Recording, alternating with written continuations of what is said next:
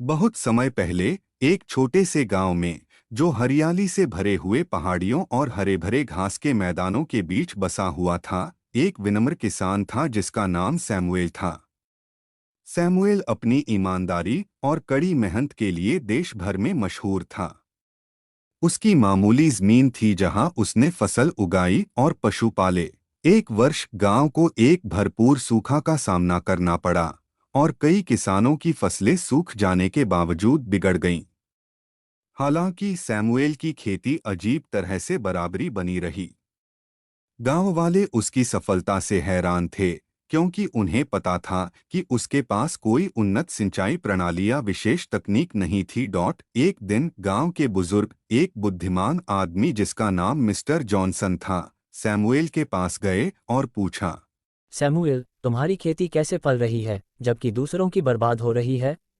तुम्हारा राज क्या है? सैमुएल मुस्कराए और जवाब दिया, मिस्टर जॉनसन, यहाँ कोई राज नहीं है। मुझे ईमानदारी और मेहनत में विश्वास है। मैंने अपनी जमीन का सम्मान करके और मेहनत से काम किया है।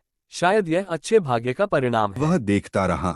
उसने देखा कि सैमुएल अपनी फसलों का ध्यान देने में लगा हुआ था, लेकिन उसकी विधियों में कुछ असामान्य नहीं था। उत्सुक होकर मिस्टर जॉनसन ने सैमुएल के पड़ोसी और गांव वालों से बातचीत की। उसने खोजा कि सैमुएल ने इस स्थिति का उपयोग करके पानी को जमा नहीं करने या उसे अत्यधिक मूल्य पर बेचने का आंतरिकता नहीं की थी।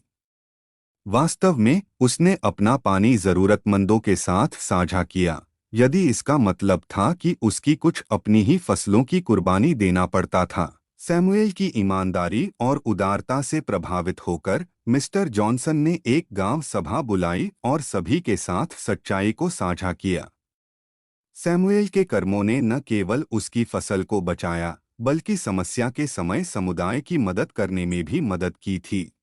गांव वाले ईमानदारी और सहकारी तत्वों की महत्वपूर्णता समझते हुए ने सैमुएल की मिसाल का पालन करने का निर्णय किया।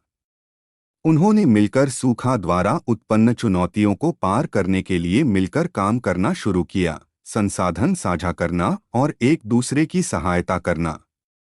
गांव फलता फूलता गया और गांव वालों के बीच बंधन मजबूत हुए। उस दिन के बाद सैमुएल गांव में ईमानदारी और सामूहिक भावना का प्रतीक बन गए। उसकी कहानी पड़ोसी समुदायों तक पहुंची और लोगों को प्रेरित करने लगी कि वास्तविक सफलता न केवल मेहनत से होती है, बल्कि उम्मीद, ईमानदारी और दूसरों की मदद करने की इच्छा से भी आती है।